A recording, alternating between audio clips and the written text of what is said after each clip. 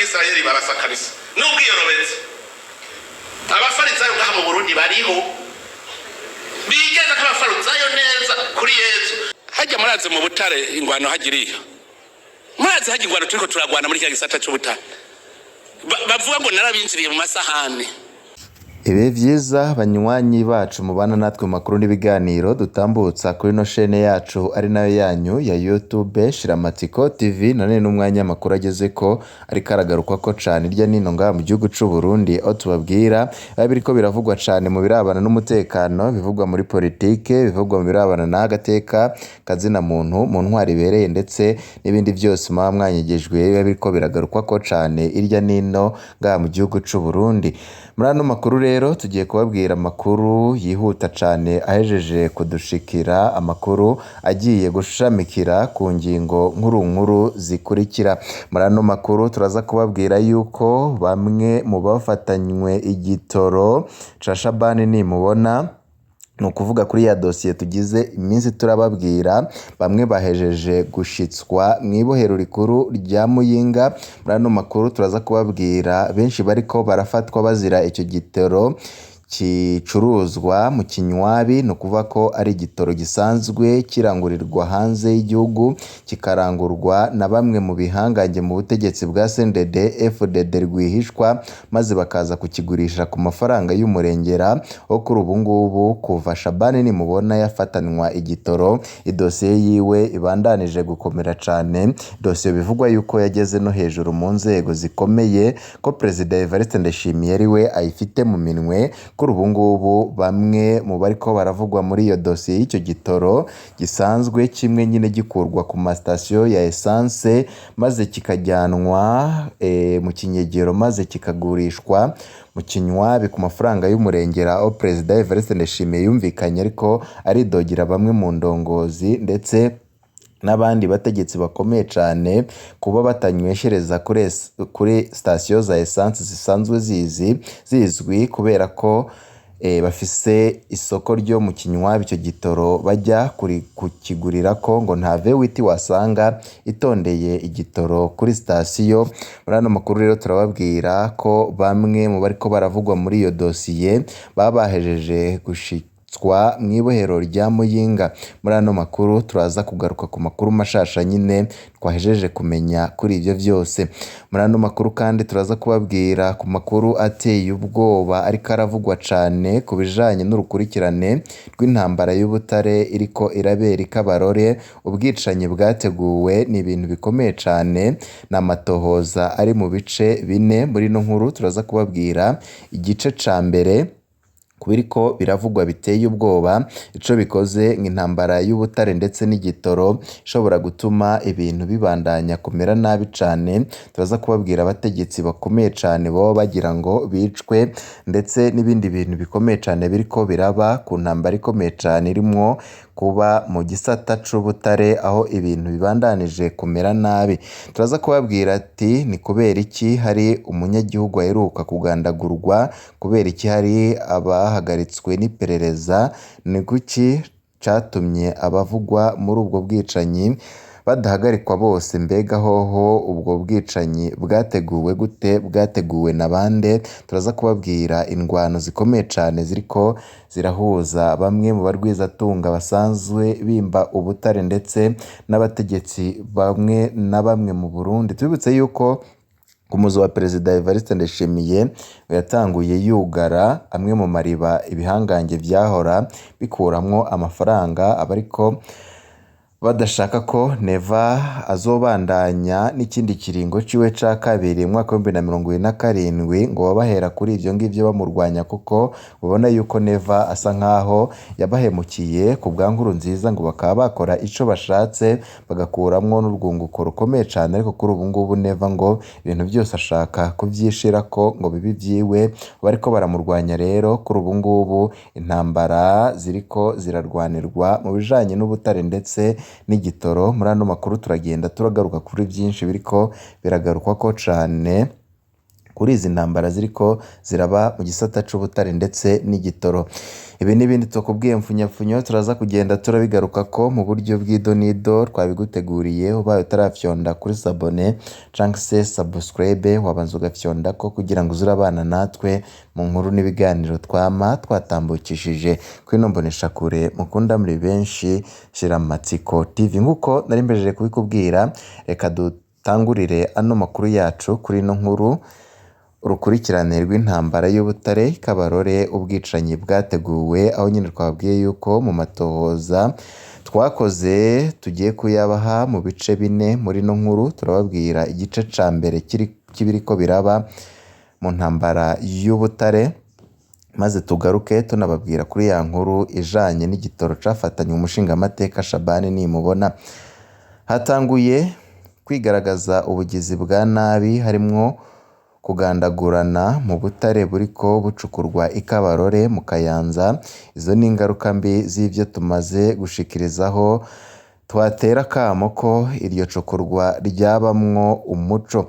Tubibutse yuko abayoboke b'umushingamateka Vincent Ndagijimana bariko bahigwa buhongo, bamwe barahunze igihugu. Ibihangange Amstel na Mayondori bibandanya umugambi wo kwigarurira ubutare bwose i Kabarore, harimwo kubandanya gutera ubwoba no gutoteza abanyagihugu baho. Ni kubarasa dutegure abapolisi barase barya abantu, bamwe tubapfunge abandi tubangaze. Ivyo ni bimwe biri mu nteguro mbi y'ubugizi bwa nabi bwateguwe. Abo bayoboke ba Vincent nyine akaba ari bwo ubwo bugizi bwa nabi bwateguriwe. Twateguye gushira ahabona, hamwe atacokorwa vuba ngo bihagarikwe, nta kabuza amaraso arabandanya guseseka. Umwe mu bahoze bafunzwe na Vincent yararekuwe, ariko aca aza yariye amavubi gutoteza abayoboke ba Vincent. Yifatanije na vya bihangange baca bategura ukuntu bazokwica bagapfunga, eka bakangaza uwo wese yahoze akorana n'umushingamateka Vincent. Turerekana uko biteguye n'amanama bagiye barakora arimwo imigambi mibi iteye ubwoba. None ni kubera iki hari umunyagihugu aheruka kugandagurwa? Kubera iki hari abahagaritswe n'iperereza? Ni igiki catumye abavugwa muri ubwo bwicanyi badahagarikwa bose? Mbega hoho ubwo bwicanyi bwateguwe gute? Ivyo nivyo bibazo nyamukuru biri mu matohoza twabemereye gushira ahabona inyuma y'urupfu rw'umunyagihugu rwaturutse kuri ino ntambara y'ubutare, kugira tunasabe ubutungane kuri iyo nzirakarengane, harimwo kubandanya dusaba ko ico gisata c'ubutare cabamwo umuco ku neza y'igihugu n'abarundi bose. Mu ntango tubanze twibutse ko kw'igenekerezo rya 5 z'ukwezi kwa kabiri umwaka wa 2026 ariho Domitien Ndayizeye, umusore w'imyaka 22 yitaba Imana arashwe n'umupolisi Bimenyimana Abasi asanzwe agendanira imbonerakure Abeli ayishakiye. Yamurasiye aho yariko yimba ubutare mu mwonga wahitwa Munakavuvu ku mutumba Munege i Kabarore, aho twerekaniye ukuntu iyo mbonerakure ariyo yategetse uwo mupolisi kurasa uwo munyagihugu. Baca babesha yuko bari bamwiketse ko yari yivye ubutare. Ivyo biteye isoni kuko atahantu na hamwe handitse ko uwufatanywe ubutare aca araswa. Hejuru yuko uwo munyagihugu Domitien wewe yari aho bimbira ubutare kuri site atari yigeze asohoka. Mu makuru twari twabwiye yuko nyine uyu Domitien yari ari kumwe na bagenzi we aho nyine muri ivyo binogo vy'imbugamwo ubutare, maze imvura iguye ajya kureka amazi, maze uwo mupolisi ahita ategekwa n'iyo mbonerakure kuba yamurasa, aca amurasa. Mu nyuma abanyagihugu baratwawe n'agashavu bashaka kwihanira uwo mupolisi, baramufata baramwicarika hasi, nawe agerageza kwiruka eka aranakomereka mu mutwe, impuzu zose zirononekara, ariko imbonerakure Abel Yashakiye yaciye ibwira abanyagihugu ko ibica bose, aho yaciye ihamagara abapolisi benshi baza nk'abaje kurasa mu banyagihugu, baca barashwiragira. Ni inkuru twari twabahaye nyine ku rupfu rubabaje rw'uyu musore yarashwe n'umupolisi abitegetswe n'imbonerakure. Mu nyuma kandi abanyagihugu bararahiye bararengwa ko badahamba uwo mugenzi wabo mu gihe abamugandaguye boba batarahanwa, ariko wa wundi ngo agapfuye kabazwa ivu. Abanyagihugu bahavuye bahitamwo guhamba Domitien Ndayizeye ku igenekerezo ry'icenda z'ukwezi kwa kabiri umwaka wa 2026. Uwo munsi nyine niho iperereza ryaca rihagarika abagabo batatu twavuga ko nabo nyine badasanzwe mu by'ubutare aho i Kabarore. Abo nibo Ndurenga Deo, Ndikumana Eric na Bampanze Jeremy, bose basanzwe bavuka aho i Kabarore.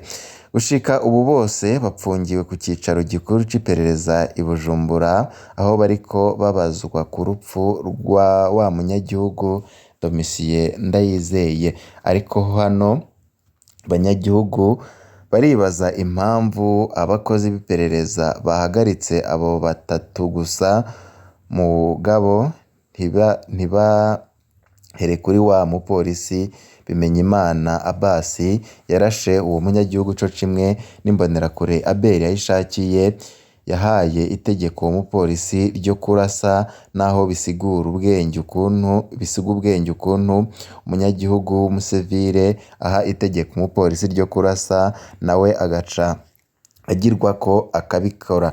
Aho niho agarukiye igice ca mbere twabateguriye kuri ubu bwicanyi ndetse n'intambara iriko irabera mu gisata c'ubutare i Kabarore. Mu gice ca kabiri turarabira hamwe n'ibindi byinshi biriko biravugwa cane kuri ubwo bwicanyi, ngo hari n'abandi bategetsi bakomeye cane mu butegetsi ngo bashobora kwicwa umwanya n'umwanya bazize ubwo butare buriko burahanganirwamwo n'ibihangange. Mu gice ca kabiri nyine turiko turabategurira, turaza kubabwira ibindi byinshi cane kuri iyi nkuru ijanye n'intambara iriko irabera mu butare. Reka tugaruke na ya nkuru twari twababwiye mu ntango ijanye na dosiye y'umushingamateka Shabani Nimubona ku bijanye n'igitoro cafashwe, cyari cya Shabani nyine cyafashwe mu bubiko cyari gisanzwe kibitswemo. Ni igitoro cyahora kirangurirwa hanze ndetse n'ikindi gitoro cavanarwa ku masitasiyo maze kikaza kudandazwa mu isoko y'ikinywabi ku mafaranga y'umurengera. Aho kuri ubu ngubu aho dosiye ya Shabani Nimubona ivyukiye, ibintu bibandanyije kumera nabi kuri abo bose bahora bakora ivyo ngivyo byo kurangura igitoro mu kinywabi maze bakagicuruza, mu gihe leta yoho bari abategetsi bakomeye cane Ndayishimiye yama yavuze boba babuza igitoro ko caza. Bavuga yuko Uburundi ngo bugomba kuba bugiye kubamwo kudeta, maze ko bihenze bakakizana ibintu byaca biyangara amafaranga ntibayabone. Reka tugaruke ku makuru yihutirwa ageze ko kuri iyi dosiye y'umushingamateka Shabani Nimubona. Nkuko tugize iminsi tubibabwira, umukuru w'ibiswi vy'inkona mu ntara ya Buhumuza Saidi Barutwa nayo muvyara wa Shabani Nimubona ageze mu ibohero rikuru rya Muyinga. Ku bw'amakuru dufise kuwa mbere uheze niho Saidi Barutwanayo yashikanwe mu gasho ka komisariya y'igipolisi i Muyinga inyuma y'indwi zibiri yari amaze anyegejwe na Shabani Nimubona umukuru w'imbonerakure muri Buhumuza akanitwa umushingamateka wa CNDD-FDD watowe bigizwemwo uruhara na Reveriyano Ndikuriye umunyamabanga mukuru w'umugambwe uri ku butegetsi abashingamateka bababazwa n'ukugene nguwo atana amashuri agira bakibaza ukugene yageze mu nama nshingamateka. Amakuru rero adushikira avuga yuko uyo Shabani niwe yari yaraye ahawe itegeko n'abatwara iperereza ko atazanye Saidi Barutwanayo ubwiwe ari buze gufatwa nawe nyine agapfungwa kwa 27 z'ukwezi kwa mbere mwaka 2026 amaritiro 198 yuzuye essence yafatiwe mu nzu iri ku mutumba wa Cumba ni muri komine Muyinga mu ntara ya Buhumuza. Ivyo bitoro bivugwa ko vyadandazwa na Saidi Barutwanayo ariko amasoko menshi yemeza ko ari Shabani Nimubona asanzwe ari inarume wa Saidi. Bamwe bavuga ko n'inzu vyafatiwemwo ari ya Shabani Nimubona. Mu gihe abafatanywe igitoro bahora bacirwa urubanza rw'ikibiriraho Saidi Barutwanayo ntaraburana apfunganywe n'abandi bafashwe mu nyuma bazanye ku mapikipiki essence bakuye muri Tanzania. Ikibazo nyamukuru kugeza ubu nico kumenya nimba ubutungane buzubahuka guhagarika igihangange Shabani Nimubona canke ko vyose bizotabwa ku mukuru w'ibiswi vy'inkona.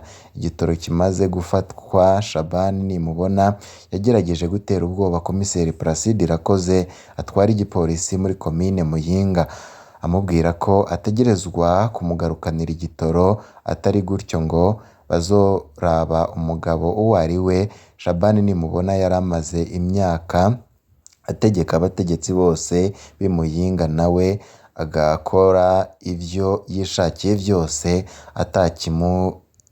atakimugera atanuwamuhangara.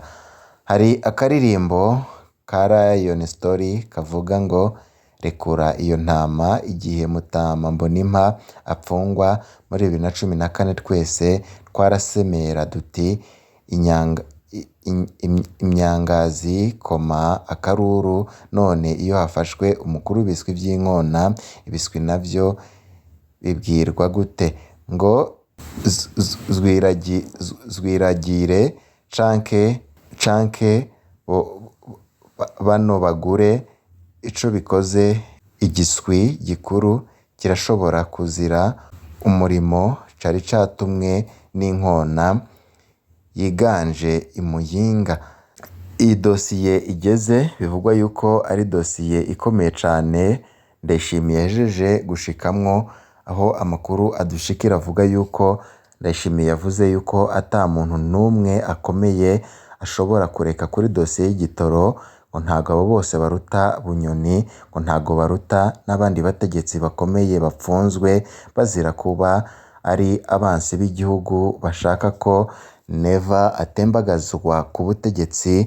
Neva yarahiye ararengwa ko na Shabani Nimubona agomba gufatwa, usibye yuko inama nshingamateka yahawe umukoro wo kwiga ukugene Shabani Nimubona agomba gukurwa ko ubudahangarwa maze agapfungwa. Ico bikoze n'intambara ikomeye cane kuko Ndikuriyo nyine ariko aramuvugira, aho biriko birikekwa yuko Ndikuriyo yoba yafatanyaga na Shabani Nimubona kandi akaba ari umugambi bateguye igihe kirekire. Uwo mugambi ngo bari bafatanyije n'ubundi na General Arengiyome Bunyoni. Mu yandi makuru turaza kubabwira ibindi byinshi twajeje kumenya ku bijanye n'abategetsi benshi ngo Ndayishimiye yavuze bagera mu 100 ngo bariko baraca ku biti no ku mabuye kugira ngo bamunanize, maze abanyagihugu babone yuko yananiwe, babone uko bamutembagaza ku butegetsi. Ni ibintu byinshi cyane biriko biravugwa cyane ngaha mu gihugu c'u Burundi kucuka kibi cibandanije gututumba mu ndongozi z'u Burundi. Mu yandi makuru turiko turabategurira turaza kubabwira byinshi twajeje gukura mu masoko yacu. Turakengurutse cyane kuri mwe mwese mwaduteze yompi kuva mu ntago gushika ku musozo. Bibe vyiza nivyo ndabipfurije.